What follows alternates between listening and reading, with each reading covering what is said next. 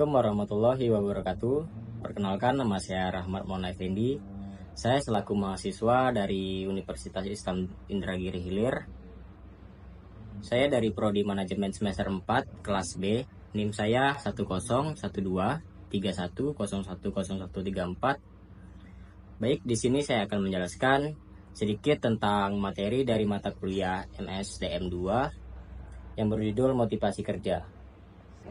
Baik, poin pertama adalah definisi motivasi kerja. Manusia dalam melakukan suatu pekerjaan tidak terlepas dari motivasi kerja.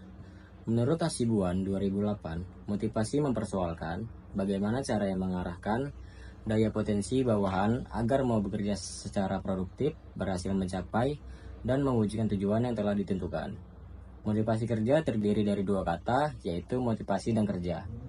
Motivasi berasal dari kata dasar motif yang mempunyai arti suatu perangsang, keinginan, dan daya penggerak kemauan bekerja seseorang.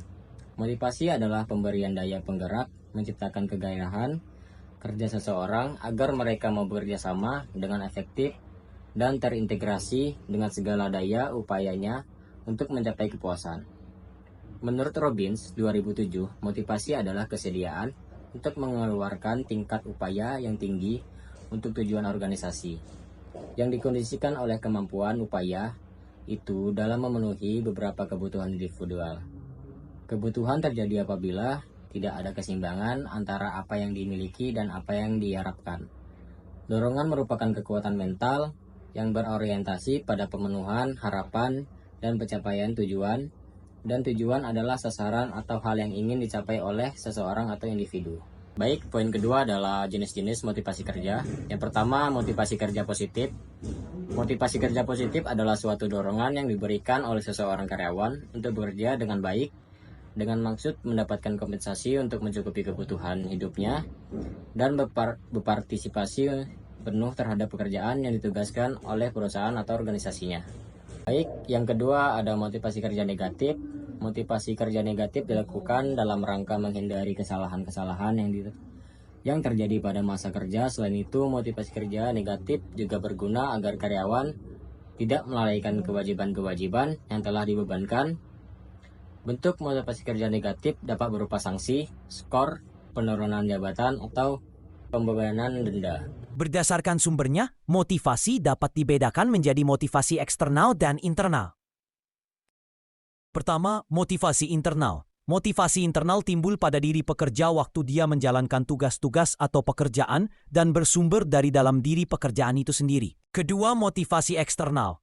Motivasi eksternal adalah motivasi yang muncul sebagai akibat adanya pengaruh yang ada di luar pekerjaan dan dari luar diri pekerja itu sendiri. Yang ketiga ada dimensi dan indikator motivasi kerja.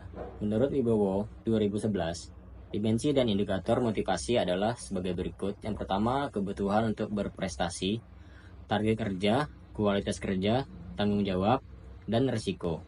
Yang kedua, kebutuhan memperluas pergaulan, komunikasi, dan persahabatan. Yang ketiga, kebutuhan untuk menguasai suatu pekerjaan, pemimpin, duta perusahaan, dan keteladanan. Selanjutnya ada poin kepuasan kerja. Definisi kepuasan kerja menurut Sutarto Wijono 2010, kepuasan adalah suatu perasaan yang menyenangkan yang merupakan hasil dari persepsi individu dalam rangka menyelesaikan tugas atau memenuhi kebutuhannya untuk memperoleh nilai-nilai kerja yang penting bagi dirinya. Selanjutnya ada poin indikator kepuasan kerja. Menurut Anwar 2009, indikator kepuasan kerja yaitu yang pertama, kesesuaian. Seseorang akan merasakan kepuasan bila apa yang didapatkan seseorang lebih dari apa yang diharapkannya. Yang kedua, rasa adil. Kepuasan seseorang didapat bagaimana seseorang merasakan adanya suatu keadilan atas situasi tertentu dan dengan cara membandingkan dirinya dengan orang lain. Yang ketiga, hilangnya perasaan atau tidak puas merupakan faktor-faktor yang menjadi penyebab dari ketidakpuasan seseorang. Adapun faktor-faktor itu meliputi gaji, penyela, teman kerja, kondisi kerja, kebijakan perusahaan, dan keamanan kerja. Yang terakhir, satisfier merupakan faktor-faktor yang menjadi sumber dari kepuasan seseorang, meliputi pekerjaan itu sendiri, prestasi kerja, kesempatan untuk maju dalam pekerjaan, pengakuan terhadap prestasi, dan tanggung jawab. Faktor-faktor kepuasan kerja.